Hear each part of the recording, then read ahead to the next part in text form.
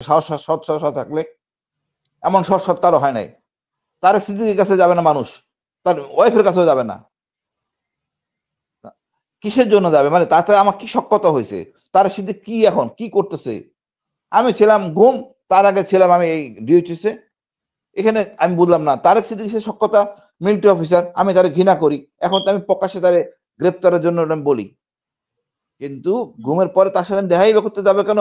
আমার মিসেসে যাবে কেন? আমার মিসেস মিলিটারি অফিসারদের সাথে কথা বলছেন আমাকে ইয়ে করার জন্য। জেনারেল আজিজের সাথে কথা বলছেন, যত জেনারেল আমানের সাথে কথা বলছেন। তারেক সিদ্দিকীর কাছে আমার মিসেস যায় নাই। এটা তো লজ্জাজনক কথা। এই উল্টাপাল্টা না বলা উনি জানেন?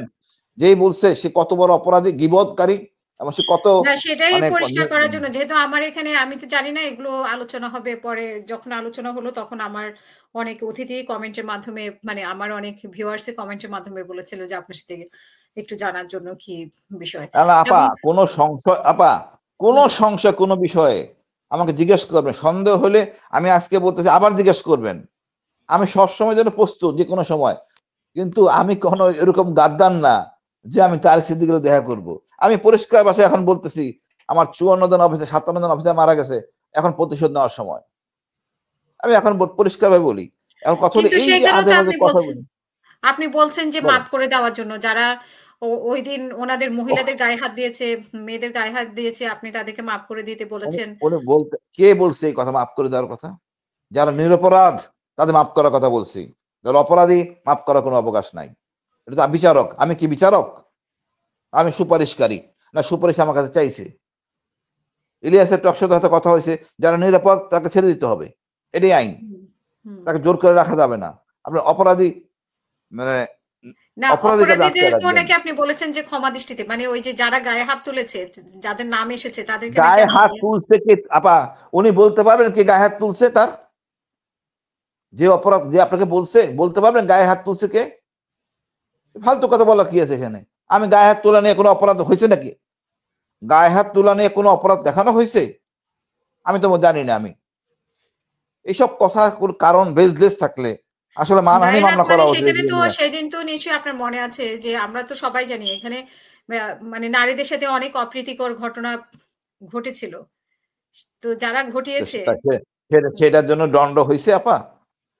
সেটার জন্য দণ্ড তো হইছে? সেটা কেন চার্জ তদন্ত গঠন রিপোর্টে উঠে আসে না? সেটাও তো একটা প্রশ্ন হাসিনুর ভাই। এটা তদন্ত করেন এখন এই নতুন তদন্তের মধ্যে যারা বলে নাই, তাহলে আমার কি করা? আমি কি এটা চালাচ্ছি না আমি এর সাথে জড়িত আপা বলেন? অভিযোগকারী বলতে হবে এটা হইছে। অভিযোগকারী কারা বলছে এটা আমি জানি না। বললে তো আসার কথা। এটা তো সেপারেট চার্জ হবে।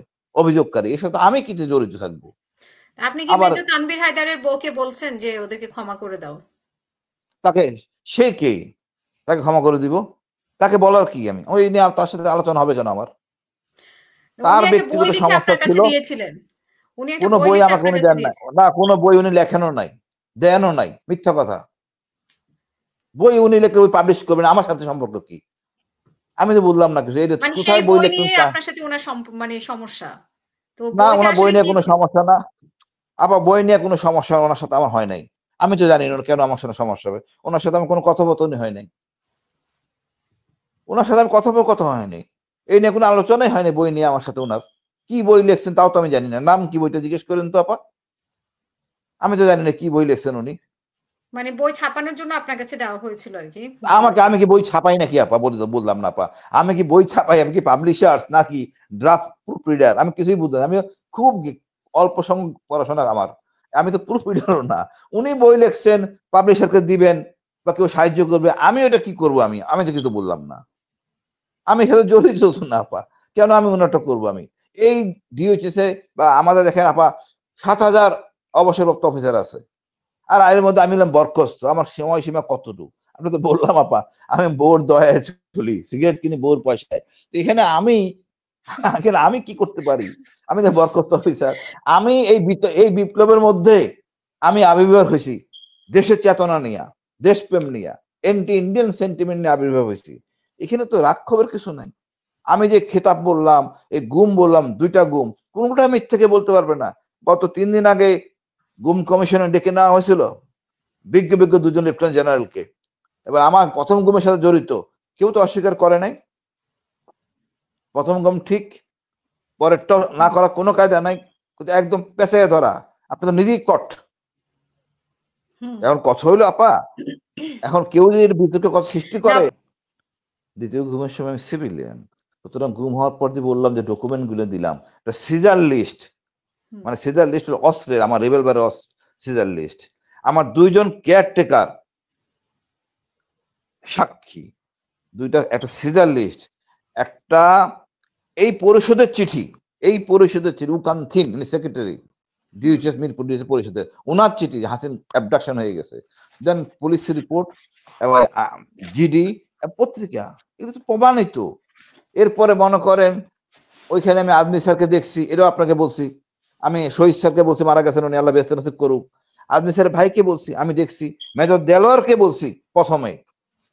এখানে আমি আসলে বুঝলাম না, এরকম পাগলের মতো কথা বলে যে, তো পাগল ছাড়া কোনো সমস্যা তার আছে যেই বলবে এটা। না, আপনি যে তখন সিভিলিয়ান ছিলেন, মানে দ্বিতীয় গুমের সময়, মানে কেন? মানে আপনি কিভাবে চাকরি থেকে আপনাকে বরখাস্ত করা হলো? নাকি আপা আপনি আমি তো স্বেচ্ছায়? আপা আমি প্রথম গুমের পর তো আমি বরখাস্ত হয়ে যাই, আমার জেলে পাঠানো হয়। জেল থেকে আমি ইকবাল করিম ভুঁইয়া আমাকে জেল থেকে নিয়ে আসে নির্বাচনের পরপর, 14 সালের নির্বাচনের পরপর। এবং ইকবাল করিম ভুঁইয়া কাছে আমার মিসেস আবেদন করে যে আমার নামে যে আমি বীর প্রতীক, এই বীর প্রতীকের জন্য কিন্তু আমি প্লট পাই আগে, এবং বরখাস্তের আগে প্লট পাই, এবং বরখাস্তের পরে আমার মিসেস আবেদন করে যে প্লটটা যেন তাকে দেওয়া হয়। সেনাবাহিনী পরিষদে বোর্ড, এটা প্রতি 3 মাস পর বোর্ড হয়, সেই বোর্ডে সিদ্ধান্ত হয়, ঠিক আছে, যেহেতু হাসিন স্যার জেলে আছে, ভাবিকে দেওয়া হোক। ওই ক্ষেত্রে হেবা করার অনুমতি দেয়। আমি জেল থেকে আসি, ইকবাল করিম ভুঁইয়া আমাকে নিয়ে আসে জেল থেকে কোনো কাগজপত্র ছাড়াই, বলবো যে এই জন্য আমি তাকে সেলুট করি ইকবাল করিম ভুঁইয়াকে। উনি আমাকে জেল থেকে নিয়ে আসেন, আমি চলে আসার পর আমি এটা হেবা করে দিই বোন নামে। এটা লিগাল প্রসিডিউর। আর বীর প্রতীকের জন্য আমি খেতাব, আমি এই প্লট পাইছি। ইনফ্যাক্ট আমি আরো আগে পাইতাম, আমার একটা সিএস কমেন্ডেশন ছিল আপা, সেটা আমি খুঁজে পাচ্ছিলাম না। তো আল্লাহ যা করে ভালোর জন্য করে, আমি তাই মনে করি, এর সাথে কোনো সম্পর্ক তো নাই। কিন্তু এই যে ইকবাল